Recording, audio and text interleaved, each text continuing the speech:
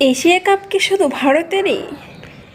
Asia কাপের আগের আসরের চ্যাম্পিয়ন ভারত, তবে সেটা ছিল ওয়ানডে ফরম্যাটে। এবার টি-20 ফরম্যাটেও দলটির নামের পাশে থাকলো চ্যাম্পিয়ন তকমা। এশিয়া কাপের 41 বছরের ইতিহাসে প্রথমবারের মতো ফাইনালে মুখোমুখি হয়ে পাকিস্তানকে 5 উইকেটে হারিয়ে সূর্যা কুমার ইয়াদবের দল।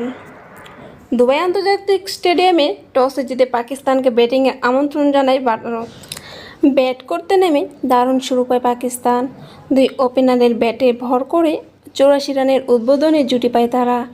ক্যারিয়ারের প্রথম 50-র দেখা পেল সাহিবজাদা ফারহান, তবে আর 7 রান যোগ করতেই বরুণ চক্রবর্তীর বলে ফেরেন তিনি।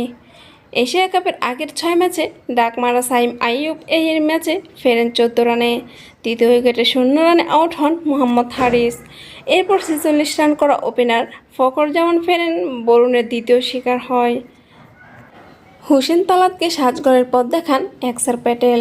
ইনিংস লম্বা করতে ব্যর্থ হন পাক অধিনায়ক সালমান আগা। মাত্র 8 রানে কুলদীপ ইয়াদবের শিকার পাক অধিনায়ক। শাহিন আফ্রিদিও হাঁটেন একই পথে। দুর্দান্ত শুরুর পরও শেষ দিকে ভারতীয়দের দুর্দান্ত বোলিংয়ে তাসের ঘরের মতো ভেঙে পড়ে পাক ব্যাটিং লাইন আপ। শেষ পর্যন্ত 146 রানে থামে পাকিস্তানের ইনিংস। ভারতের হয়ে 4 উইকেট ঝুলিতে পড়েন কুলদীপ ইয়াদব, জাসপ্রীত বুমরাহ, বরুণ চক্রবর্তীও অ্যাক্সার প্যাটেল শিকার করেন 2টি করে উইকেট। 147 রানের লক্ষ্যে ব্যাট করতে নেমে শুরুতেই বিপদে পড়ে ভারত। 20 রানে হারায় 3 উইকেট। এশিয়া কাপ জুড়ে বোলারদের আতঙ্ক হয়ে থাকা অভিষেক শর্মাকে ফেরেন ফাহিম আশরাফ। কাপ্তান সূর্যা কুমার ইয়াদবকে প্যাভিলিয়নের পথ দেখান শাহিন আফ্রিদি। শুভমান গিলকে অল্প রানে আউট করেন ফাহিম। পাওয়ার প্লে শেষে ভারতের স্কোর দাঁড়ায় 3 উইকেট 36 রান। এরপর জুটি গড়েন সঞ্জু স্যামসন আর তিলক বর্মা। দলের রান যখন 77, তখন স্পিনার আবরার আহমেদের বলেই বড় শট খেলতে গিয়ে ব্যাকওয়ার্ড পয়েন্টে ক্যাচ দিয়ে ফেরেন স্যামসন। এরপর শিবম দুবেকে নিয়ে বাকি কাজ প্রায় সেরেই ফেলেন তিলক ভার্মা।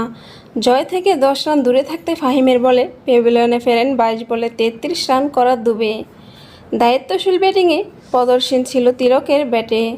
টি-20 ক্রিকেটে নিজের চতুর্থ 50-র দেখা পাওয়া তিলক বর্মাই মূলত পাকিস্তানকে চাপে ফেলে দেন। শেষ পর্যন্ত তিনি অপরাজিত থাকেন 53 বলে 59 রান নিয়ে। আরেক অপরাজিত ব্যাটার রিঙ্কু সিং বাউন্ডারি মেরে ম্যাচ শেষ করেন। 2 বল বাকি থাকতে ভারতের তরি বেড়ে জয়ের তীরে। 5 উইকেটে ম্যাচ জিতে এশিয়ার শ্রেষ্ঠত্বের মুকুট ধরে রাখে ম্যানুয়েল ব্লোরা।